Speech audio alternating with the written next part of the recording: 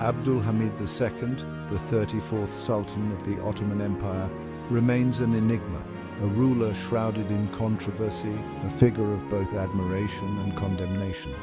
He presided over an empire in its twilight years, grappling with internal strife, external pressures, and the relentless tide of modernization. His reign, spanning over 3 decades, witnessed a complex interplay of reform and repression, progress and paranoia. To understand Abdul Hamid is to understand the Ottoman Empire in its final act, a story of grandeur and decline, of missed opportunities and enduring legacies. Abdul Hamid's rule was a time of profound transformation. The empire he inherited was a shadow of its former self, weakened by territorial losses, economic stagnation, and the growing assertiveness of European powers. He understood the need for change, for modernization and reform, to salvage what remained of Ottoman might. Yet he also feared change, fearing that it would unravel the very fabric of his empire, his authority, and his dynasty. This inherent contradiction, the desire for progress coupled with the fear of its consequences, would define Abdul Hamid's reign. It would lead him down a path of modernization and repression, of embracing Western technology while rejecting Western ideals. His story is one of ambition and paranoia, of a ruler caught between the weight of tradition and the winds of change, a ruler who would ultimately shape the destiny of an empire on the brink. Born in 1842, Abdul Hamid's early life was far removed from the lavish courts and political intrigue that would later define his reign.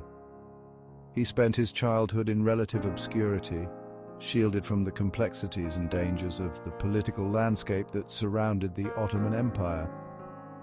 He was the second son of Sultan Abdul Hameed and as such not the designated heir. This position allowed him a certain freedom as he was not burdened with the immediate expectations of leadership. His upbringing was relatively sheltered, marked by the traditional education of an Ottoman prince, steeped in Islamic studies, calligraphy, and the arts. He was taught the values of his culture and religion, which would later influence his decisions as a ruler. However, the death of his elder brother thrust him into the position of heir apparent. This sudden change in his status brought with it new responsibilities and expectations. This unexpected turn of events exposed him to the complexities of Ottoman politics and the machinations of the court.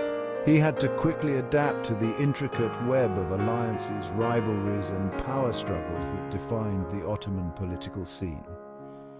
He observed his father's attempts at reform, the Tanzimat era, with a mix of curiosity and apprehension. These reforms aimed to modernize the Ottoman state and bring it in line with European powers, but they were not without controversy. The reforms aimed at modernizing the Ottoman state were met with resistance from traditionalists, highlighting the deep divisions within the empire. This resistance underscored the challenges of balancing progress with tradition.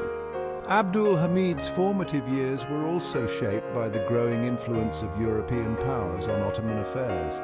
He saw firsthand how foreign interests could sway the direction of his homeland's policies and fortunes. He witnessed the Crimean War, a conflict that exposed the Ottoman military's weaknesses and its dependence on Western support. The war was a stark reminder of the empire's vulnerabilities and the precariousness of its position on the global stage.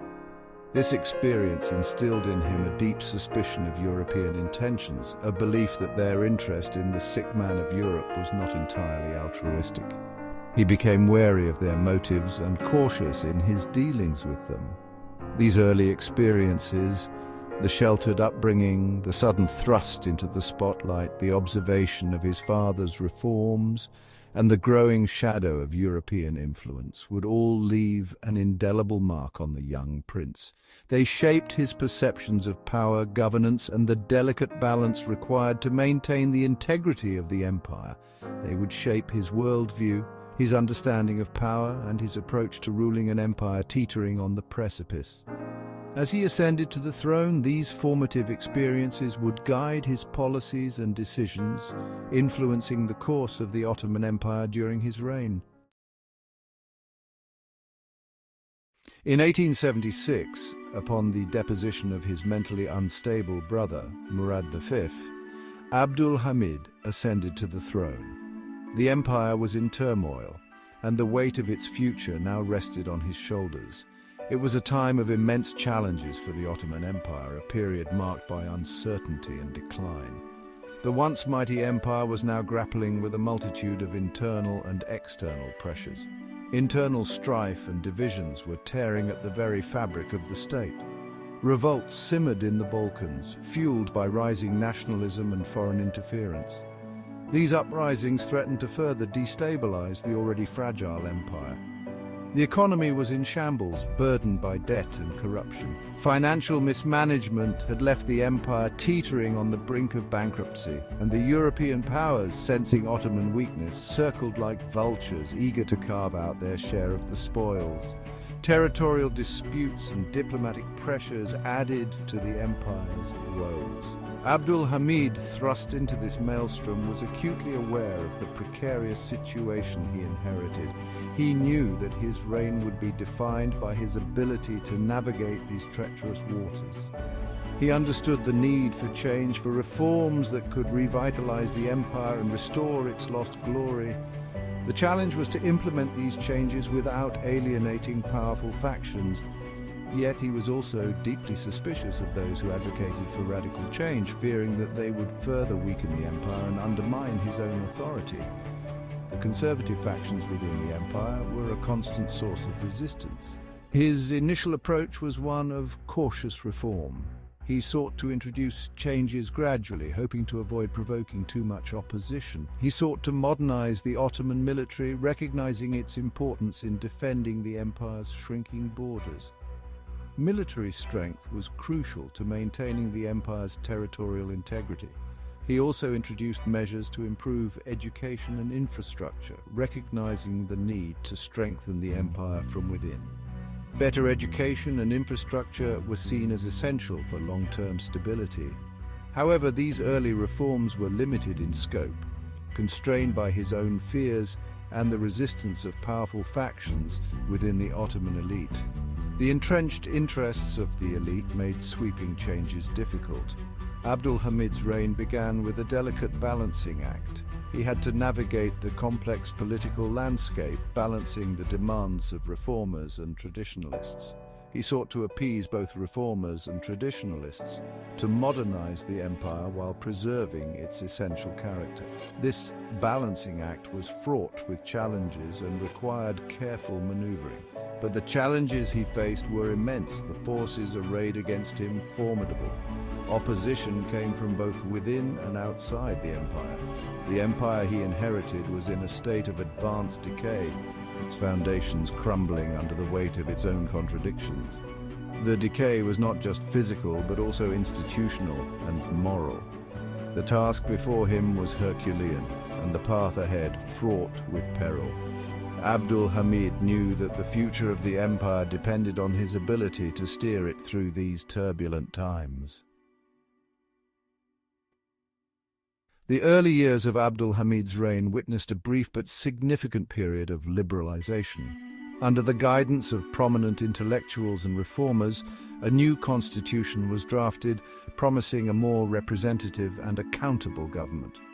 This was a time of great intellectual ferment, with many believing that the Ottoman Empire could be rejuvenated through modern governance and enlightened policies. The Ottoman Constitution of 1876, a landmark document in Ottoman history, established a bicameral parliament, guaranteed basic civil liberties, and envisioned a more modern and inclusive Ottoman state. It was a bold attempt to bring the empire in line with contemporary European states, reflecting a desire to integrate Western political ideas while maintaining Ottoman traditions. This period of reform, driven by a desire to modernize the Ottoman state and stave off further decline, generated a sense of hope and optimism, both within the empire and among some European observers. Many citizens believed that these changes would lead to a more just and prosperous society, while European powers watched with a mix of skepticism and admiration. The constitution, inspired by European models but adapted to the Ottoman context, was seen as a sign that the sick man of Europe was capable of reform and renewal. It was a delicate balancing act, attempting to merge the best of Western political thought with the unique cultural and historical context of the Ottoman Empire. However, this era of constitutionalism proved to be short-lived. The initial enthusiasm soon gave way to political realities that were far more complex and challenging than anticipated. The Ottoman Parliament, while a symbol of progress, was plagued by factionalism and internal divisions. Different groups vied for power and influence, often undermining the very reforms they were supposed to support. The reforms, while well-intentioned, were often poorly implemented, hampered by corruption and resistance from entrenched interests. Many officials were more concerned with preserving their own power than with the broader goals of modernization and reform. And the external pressures on the empire, particularly from Russia, did not abate, forcing Abdul Hameed to focus on external threats at the expense of internal reforms.